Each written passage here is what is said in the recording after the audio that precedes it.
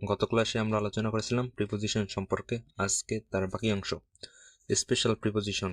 দেন ও বাট উভয় কনজাংশন কিন্তু কখনো কখনো প্রিপোজিশন রূপে ব্যবহৃত হয়, তখন তাদেরকে স্পেশাল প্রিপোজিশন বলা হয়।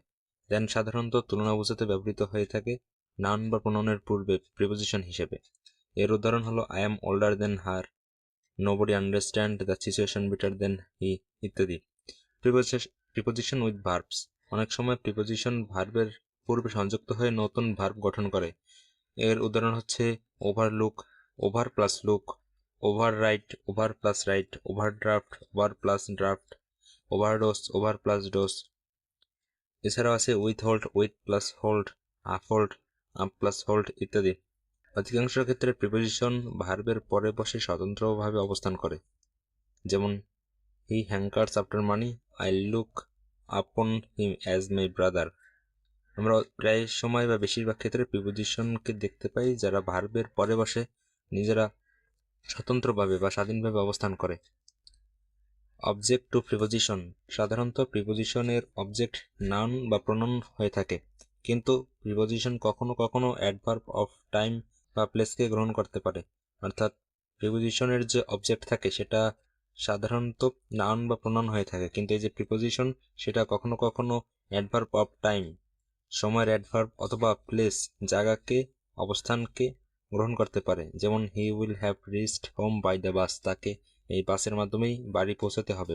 How far is Dhaka from Khulna, Dhaka হতে খুলনার দূরত্ব কত। আবার কখনো কখনো প্রিপোজিশন কোনো অ্যাডভার্বিয়াল ফ্রেজ বা কোনো ক্লজকেও অবজেক্ট হিসেবে গ্রহণ করতে পারে।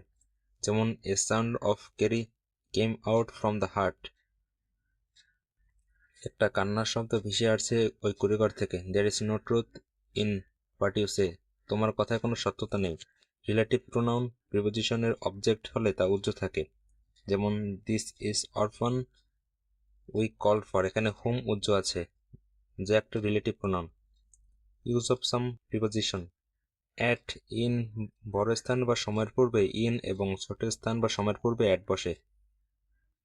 কোনো বড় স্থান বা সময়ের পূর্বে আমরা ইন বসে এবং ছোট স্থান বা সময়ের পূর্বে অ্যাট বসে। যেমন he lives at Biana in Khulna, he went there at 7 o'clock in morning. ছোট স্থান বা সময়ের পূর্বে অ্যাট বসে, যেমন 7 o'clock-এর আগে অ্যাট বসে বা বসছে। আর বড় স্থান বা সময়ের পূর্বে ইন বসে, যেমন বড় স্থান খুলনা, তার আগে ইন। নোট, সময়ের পূর্বে ইন ব্যবহার করলে তারপর দি বসে, কিন্তু অ্যাট ব্যবহার করলে দি বসে না। নাইট, নুন, ডাস্ক, ডাউন ইত্যাদি পূর্বে অ্যাট বসে এবং মর্নিং, ইভিনিং, আফটার ইত্যাদির পূর্বে ইন বসে। ইন, ইনটু, কোনো কিছুর ভিতরে অবস্থিত বা স্থিতিশীলতা বুঝালে ইন এবং ভিতরে প্রবেশ ও গতিশীলতা এবং রূপান্তরিত হওয়া বুঝালে ইনটু বসে। The students are in the room, they entered into the room, water changes into vapour. On, in, at, দিন বা তারিখের পূর্বে অন, মাস বা বছরের পূর্বে ইন বসে এবং নির্দিষ্ট সময় বোঝাতে অ্যাট বসে। I shall meet you at 5 o'clock on Sunday in January. নির্দিষ্ট সময় 5 o'clock, তার আগে অ্যাট বসছে কারণ নির্দিষ্ট সময়ের পূর্বে অ্যাট বসে। নির্দিষ্ট দিন বা তারিখের পূর্বে অন বসে। নির্দিষ্ট দিন বা তারিখ অন সানডে, অন যেহেতু বসে তার সানডের আগে অন। আফটার ইন, অতীতকালের ব্যাপক সময় বোঝাতে আফটার এবং ভবিষ্যৎকালের ব্যাপক সময় বোঝাতে ইন ব্যবহৃত হয়। I return to my native place after 6 months।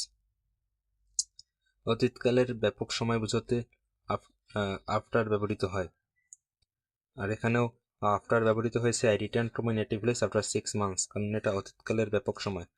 We shall finished the work in a week, আমাদের এই কাজটি এক সপ্তাহের ভিতর কমপ্লিট করতে হবে বা শেষ করতে হবে। আর এখানে ভবিষ্যৎকাল বোঝানো হয়েছে, তাই এখানে ইন ব্যবহৃত হয়েছে। ইন প্লাস উইদিন, ভবিষ্যৎকালে ব্যাপক সময় শেষ মুহূর্ত বোঝাতে ইন এবং সেই সময় উত্তীর্ণ হওয়ার পূর্ব বোঝাতে উইদিন ব্যবহৃত হয়। যেমন mister Ahat will come in a month. In by before, ভবিষ্যৎকালের ব্যাপক সময় বোঝাতে পূর্বে ইন এবং নির্দিষ্ট সময়ের পূর্বে বাই বা বিফোর বসে, যেমন I shall have finished reading the book by or before 5 PM। In, on, to. সীমার মধ্যে বোঝাতে ইন, সীমার বাইরে বোঝাতে টু এবং সীমার উপরে বোঝাতে অন ব্যবহৃত হয়, যেমন the Sundarban in the south of the country, Dhaka is on the Buriganga, Dhaka city college is the heart of the city. In, after. Future tense অনুযায়ী ইন এবং পাস্ট টেন্সে আফটার ব্যবহৃত হয়।